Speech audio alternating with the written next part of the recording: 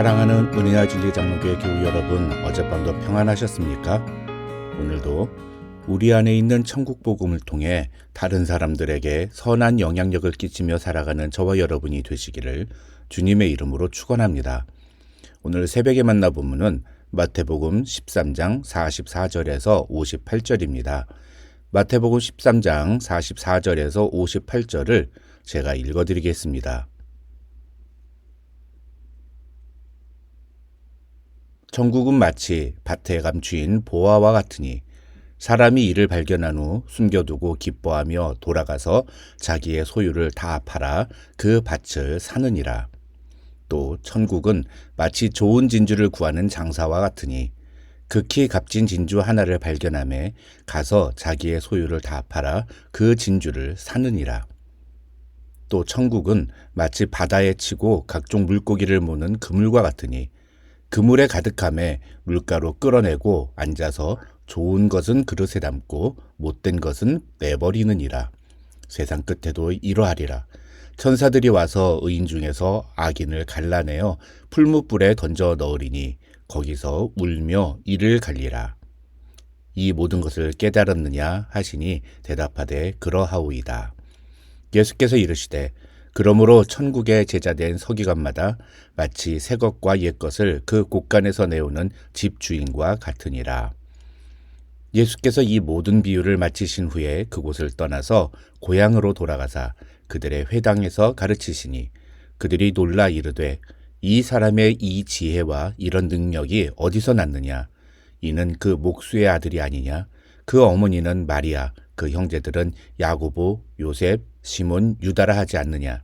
그 누이들은 다 우리와 함께 있지 아니하냐? 그런즉 이 사람의 이 모든 것이 어디서 났느냐 하고 예수를 배척한지라. 예수께서 그들에게 말씀하시되 선지자가 자기 고향과 자기 집 외에서는 존경을 받지 않음이 없느니라 하시고 그들이 믿지 않음으로 말미암아 거기서 많은 능력을 행하지 아니하시니라. 지난 한 주 동안 우리는 천국에 대해 비유로 설명하시는 예수님의 말씀들을 살펴보았습니다. 이 비유들을 통해 우리는 예수님이 천국을 우리가 그에 대해 어떤 태도와 반응을 보이느냐와 연관지어서 설명하고 계신다는 것을 놓쳐서는 안 됩니다. 다시 말해서 천국은 절대로 저절로 우리에게 임하는 것이 아니라는 뜻입니다.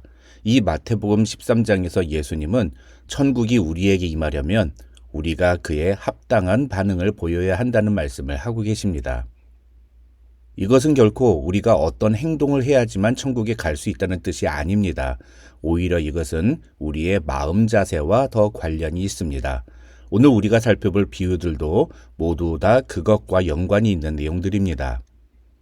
오늘 본문에는 총 4개의 비유가 들어 있습니다. 먼저 44절에는 밭에 감추인 보화에 대한 비유가 기록되어 있고 그 다음 45절로 46절에는 좋은 진주를 구하는 장사의 비유가 나옵니다. 그 다음 47절로 50절에는 그물의 비유가 나오고 마지막으로 52절에는 천국의 제자된 서기관에 대한 비유가 나옵니다. 결론부터 말씀을 드리면 이 4가지 비유는 모두 천국, 즉 하나님의 나라에 대해서 우리가 어떤 태도를 가지고 있는가에 대한 말씀이라고 할 수 있습니다. 다시 말하면 이 4가지 비유들은 모두 다 우리가 하나님의 나라를 얼마나 귀하게 여기고 있으며 얼마나 사모하고 있는지, 그리고 그렇기 때문에 우리가 어떤 태도를 보여주고 있는지를 물으시는 내용들이라고 할 수 있습니다. 그럼 첫 번째로 밭에 감추인 보화의 비유에 대해 살펴보겠습니다. 여기서 전제는 천국이란 마치 밭에 감추인 보화와 같다는 것입니다. 다시 말해서 천국은 아직 아무에게도 발견되지 않은 숨겨진 상태라는 것입니다. 그런데 어떤 사람이 그것을 발견했습니다. 그래서 그것을 다시 그 밭에 숨겨두고는 돌아가서 자기의 소유를 다 팔아서 그 밭을 샀다고 예수님은 말씀하십니다. 그렇다면 이 밭에 감추인 보화와 이 사람의 전 재산 중에 무엇이 더 가치가 있고 무엇이 더 값비싼 것일까요? 당연히 밭에 감추인 보화가 더 가치 있고 더 값비싼 것이라고 할 수 있습니다. 만약 그 보화가 그 정도의 가치가 없다면 이 사람이 자신의 전 재산을 다 팔아서 그 밭을 살 이유가 없습니다. 무슨 얘기입니까? 천국은, 즉 하나님의 나라는 우리가 갖고 있는 전 재산을 다 팔아도 될 만큼 가치 있는 훨씬 더 중요한 것이라는 말입니다. 천국을 그렇게 중요하게 여겨야 한다는 뜻입니다. 45절과 46절에 나오는 값진 진주의 비유도 그냥 보면 이 44절의 비유와 똑같은 내용처럼 보입니다. 하지만 이 밭에 감추인 보화의 비유와 값진 진주의 비유 사이에는 다른 점이 있습니다. 밭에 감추인 보화의 비유에서는 예수님이 밭에 감추인 보화를 천국이라고 말씀하셨지만 이 값진 진주의 비유에서는 좋은 진주를 구하는 장사, 즉 사람을 천국에 비유하셨다는 것입니다.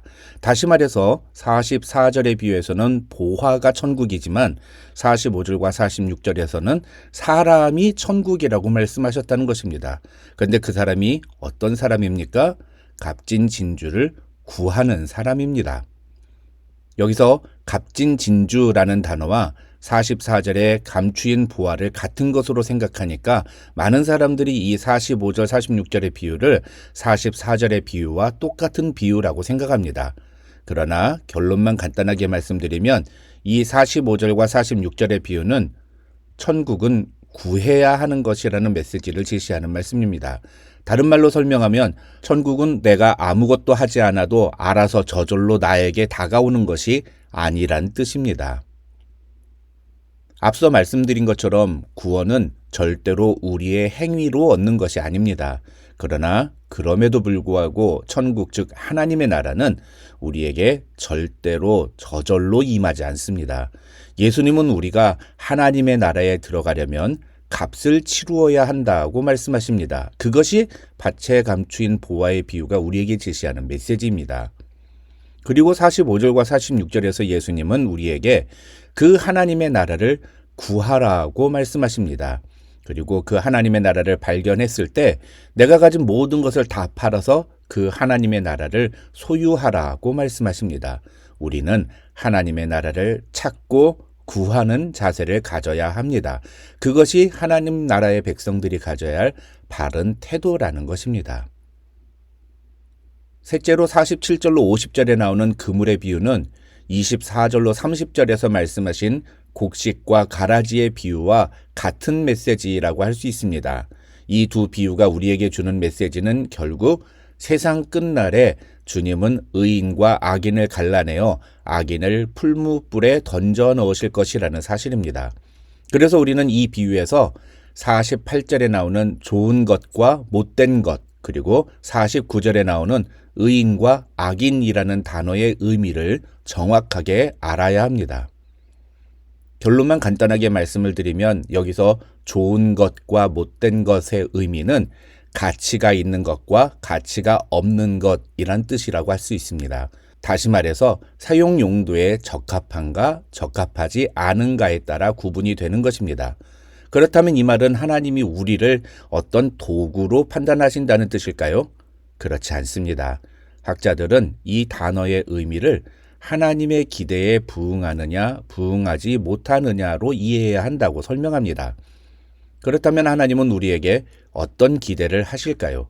그 대답은 아주 분명합니다. 예수님은 마태복음 3장과 7장, 누가복음 3장에서 좋은 열매를 맺지 않는 나무는 찍혀 불에 던져질 것이라고 분명히 말씀하셨습니다. 또 요한복음 15장에서는 무릇 내게 붙어 있어 열매를 맺지 아니하는 가지는 아버지께서 그것을 제거해 버리실 것이라고 말씀하셨습니다. 그러니까 예수님이 우리에게 기대하시는 것은 무엇입니까?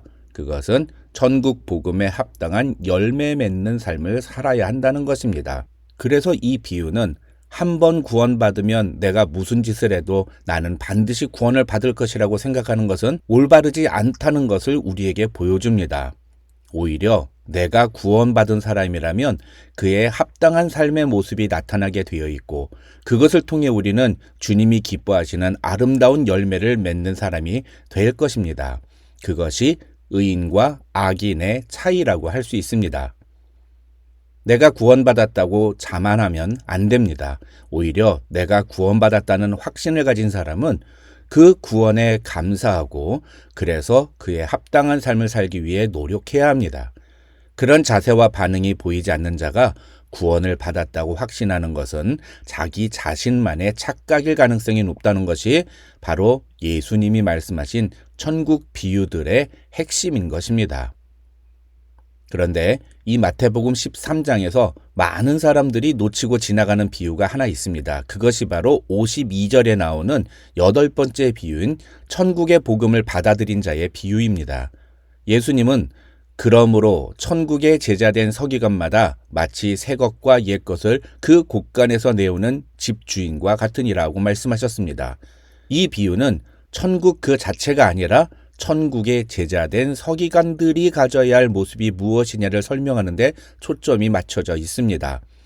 결론만 간단하게 말씀드리면 천국 복음을 소유한 우리는 마치 성경 필사를 책임지고 율법을 연구하고 해석하며 그것을 가르쳤던 서기관들처럼 예수께서 선포하신 이 천국 복음을 잘 지키고 잘 가르치는 책임을 감당해야 한다는 것입니다. 4가지 비유를 다시 정리해 보겠습니다. 우리 그리스도인들은 천국에 대해 어떤 태도를 취해야 합니까? 첫째, 그것을 가장 귀한 것으로 여겨야 합니다. 둘째, 그것을 구해야 합니다. 셋째, 그에 합당한 열매를 맺어야 합니다. 마지막으로 이 천국 복음을 잘 지키고 잘 가르치는 책임을 감당해야 합니다. 이 비유의 말씀을 마치신 예수님은 이제 그곳을 떠나서 고향으로 돌아가서 고향에 있는 회당에서 가르치셨다고 성경은 말합니다. 그러자 회당에서 예수님의 가르침을 들은 사람들이 깜짝 놀라며 예수님에 대해서 질문하기 시작합니다. 핵심은 57절에 나오는 예수를 배척한지라 라는 표현입니다. 그들은 예수님의 가르침에 놀라고 감탄했지만 예수님을 결국 배척했습니다. 그들은 예수님의 출신 배경을 거론하면서 예수님의 말씀을 믿지 않았습니다. 자신이 가진 경험과 지식과 판단으로 예수님을 거부한 것입니다. 57절과 58절을 보면 예수님은 선지자가 자기 고향과 자기 집 외에서는 존경을 받지 않음이 없느니라고 말씀하시면서 그들이 믿지 않음으로 말미암아 거기서는 많은 능력을 행하지 않으셨다고 성경은 말합니다. 하나님의 능력이 우리의 삶에 나타나지 않는 이유는 우리가 그분을 올바로 믿지 않기 때문입니다. 이 말씀을 통해 우리에게도 혹시 하나님의 말씀을 믿지 못하게 하는 장애물은 없는지를 돌아보는 이 아침이 되었으면 좋겠습니다.